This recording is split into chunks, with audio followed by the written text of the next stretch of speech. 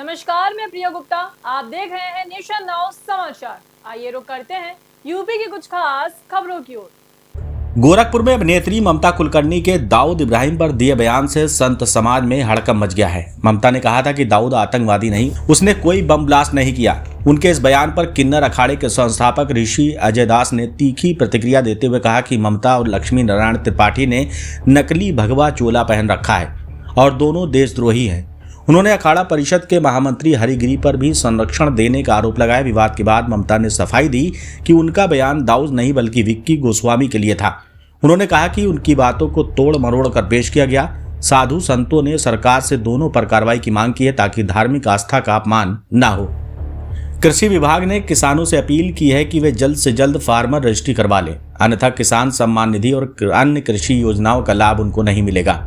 उप कृषि निदेशक हरिशंकर भार्गव ने बताया कि जिन किसानों के आधार और खतौनी में नाम मेल नहीं खाते उन्हें तुरंत संशोधन कराना चाहिए। बिना रजिस्ट्री के किसान उर्वरक, बीज, कृषि यंत्र और अनुदान योजनाओं से वंचित हो जाएंगे। खतौनी में नाम सुधार के लिए किसान तहसील में आवेदन भी कर सकते हैं।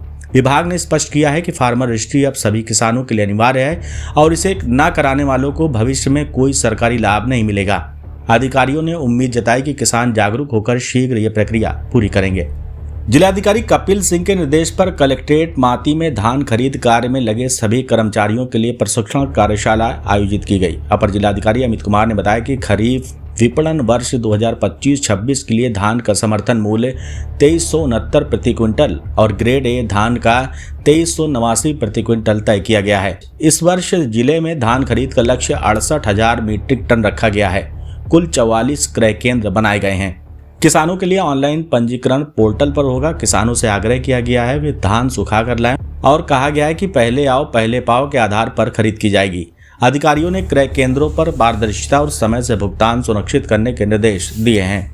जिलाधिकारी कपिल सिंह के निर्देश पर संचारी रोग नियंत्रण और दस्तक अभियान के अंतर्गत जिले भर में सफाई और एंटी लार्वा छिड़काव का कार्य किया गया। राजपुर ब्लॉक के संदलपुर, जगन्नाथपुर सहित कई ग्राम पंचायतों में नालियों की सफाई, झाड़ियां काटना, कूड़ा हटाने की कार्रवाई हुई।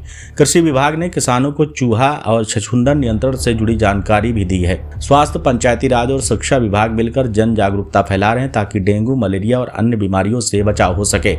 अधिकारियों ने लोगों से घरों के आसपास पानी जमा न होने देने की अपील की और कहा कि स्वच्छता ही संचारी रोगों से बचाव का सबसे प्रभावी उपाय है। भारतीय रिजर्व बैंक की पहल पर आरसेटी कानपुर देहात में ई-बाट कार्यक्रम का आयोजन किया गया। कार्यक्रम में आरबीआई अधिकारी अभिषेक ने महिलाओं और बीसी सखियों को डिजिटल भुगतान प्रणाली, फ्रॉड से बचाव और ऑनलाइन सुरक्षा के बारे में बताया। प्रतिभागियों ने डिजिटल बैंकिंग और यूपीआई के उपयोग पर सवाल पूछे। Lead district manager Rakesh Kumar और आरसेटी निदेशक मयंक कटियार ने बताया कि इस पहल का उद्देश्य ग्रामीण महिलाओं में वित्तीय साक्षरता बढ़ाना और उन्हें डिजिटल अर्थव्यवस्था से जोड़ना है।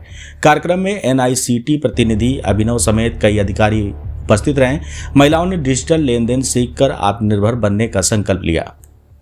चारबाग रेलवे स्टेशन पर एक महिला ने ट्रेन में जुड़वा बच्चों को जन्म देकर सभी को चौंका दिया। अवध आसाम एक्सप्रेस में सफर कर रही समस्तीपुर निवासी हीरा देवी को अचानक प्रसव पीड़ा हुई। रेलवे हेल्पलाइन पर कॉल मिलते ही ट्रेन को रोका गया और महिला को तत्काल इमरजेंसी रूम में लाया गया। रेलवे की मेडिकल टीम ने स्टेशन परिसर में ही सुरक्षित प्रसव कराया। महिला ने एक बेटे और एक बेटी को जन्म दिया। माँ और दोनों बच्चे पूरी तरह से स्वस्थ हैं। प्रसव के बाद स्टेशन तालियों से गूंज उठा। रेलवे के डॉक्टरों, कर्मचारियों की तत्परता की सराहना की जा रही है। महिला ने सभी का धन्यवाद देते हुए कहा, रेलवे ने मेरे परिवार को खुशियां दी हैं। नोएडा में हुए दोहरे हत्याकांड के आरोपी को पुलिस ने अलीगढ़ न्यायालय परिसर से पकड़ लिया है, जिससे हड़कंप मच गया। दीपावली के दिन रिटायर्ड सीआईएसएफ दरोगा जयपाल भाटी और उनके भतीजे की हत्या के मामले में आरोपी सचिन गुर्जर कोर्ट में सरेंडर करने आया था। पुलिस ने उसे पकड़ लिया तो अधिवक्ताओं ने विरोध किया और झड़प भी हुई। इसी दौरान दूसरा आरोपी बॉबी पहलवान भागकर न्यायालय में सरेंडर कर गया। पुलिस ने सचिन को हिरासत में लेकर नोएडा रवाना किया। घटना का वीडियो सोशल मीडिया पर वायरल है। बताया जा रहा है कि विवाद नाली के पानी की निकासी को लेकर हुआ था। पुलिस अब दोनों आरोपियों से पूछताछ में जुटी है। राष्ट्रीय एकता दिवस पर लौह पुरुष सरदार वल्लभ भाई पटेल की 150वीं जयंती के अवसर पर जिले भर में सरदार @150 एक भारत आत्मनिर्भर भारत अभियान के तहत कार्यक्रम आयोजित किए गए। अकबरपुर में राज्य मंत्री प्रतिभा शुक्ला ने स्पोर्ट्स स्टेडियम से यूनिटी मार्च को हरी झंडी दिखाकर रवाना किया। पदयात्रा के बाद अकबरपुर डिग्री कॉलेज में देशभक्ति कार्यक्रम हुए और विद्यार्थियों ने सरदार पटेल के योगदान पर नाट्य प्रस्तुति दी। मंत्री ने कहा कि पटेल का जीवन एकता और आत्मनिर्भरता का प्रतीक है। जिलाधिकारी कपिल सिंह ने सभी से एकता की शपथ दिलाई। अंत में राज्य मंत्री और जिलाधिकारी ने वृक्षारोपण कर पर्यावरण संरक्षण का संदेश दिया। अलीगढ़ में बी फार्मा छात्र विनीत गौतम ने मानसिक तनाव के चलते आत्महत्या कर ली। थाना देहली गेट क्षेत्र के नगला महताब निवासी विनीत ने अपने कमरे में फांसी लगा ली। बहन के दरवाजा खटखटाने पर जब अंदर से कोई जवाब नहीं मिला तो परिवार ने दरवाजा तोड़ा और उसे फंदे से उतार लिया। डॉक्टरों ने उसे मेडिकल कॉलेज रेफर किया, जहां रास्ते में उसकी मौत हो गई। पिता विनोद गौतम ने बताया कि शिक्षिका द्वारा परीक्षा न देने पर 8 रुपए की मांग और अपमानजनक व्यवहार से आहत होकर बेटे ने यह कदम उठाया। पुलिस मामले की जांच कर रही। परिवार ने कॉलेज प्रशासन और शिक्षिका के खिलाफ कार्रवाई की मांग की है।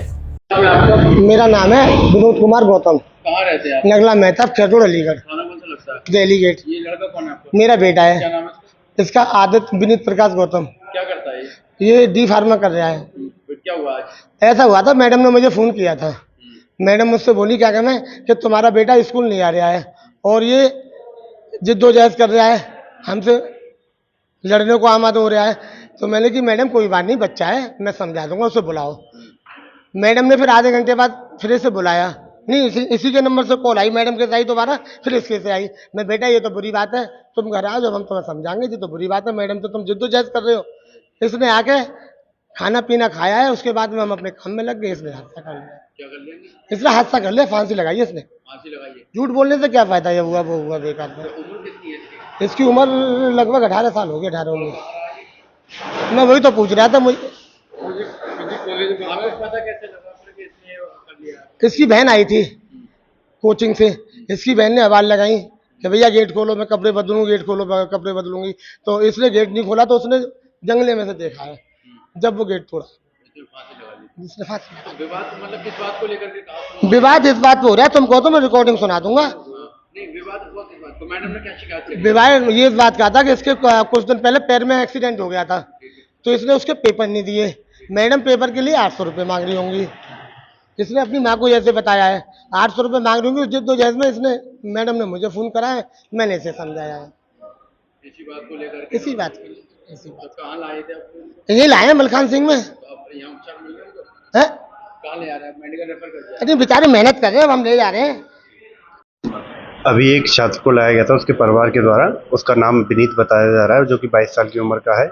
उसको परिवार के द्वारा बताया गया कि उसने फांसी लगा ली थी, जो कि अभी गंभीर स्थिति में था। हमने प्राथमिक उपचार दे करके उसे मेडिकल कॉलेज के लिए रेफर कर दिया है। ये नगला मेहताब दिल्ली गेट। डॉक्टर रितेश। कानपुर के स्वरूप नगर में एक महिला ने ससुरालीजन और बैंक कर्मियों पर 33 लाख रुपए की धोखाधड़ी का आरोप लगाया है। पीड़िता लवी भरतिया ने बताया कि पति की मौत के बाद उसके बीमा और निवेश की राशि फर्जी हस्ताक्षर करके निकाल ली गई। बैंक रिकॉर्ड में पता चला कि यूनियन बैंक की शाखा से रकम अन्य खातों में भी ट्रांसफर की गई है।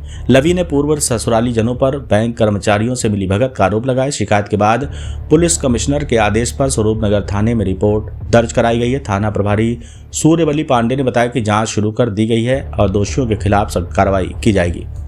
ऐसी ही खबर देखने के लिए बने रहिए हमारे साथ और देखते रहिए नेशन नाउ समाचार।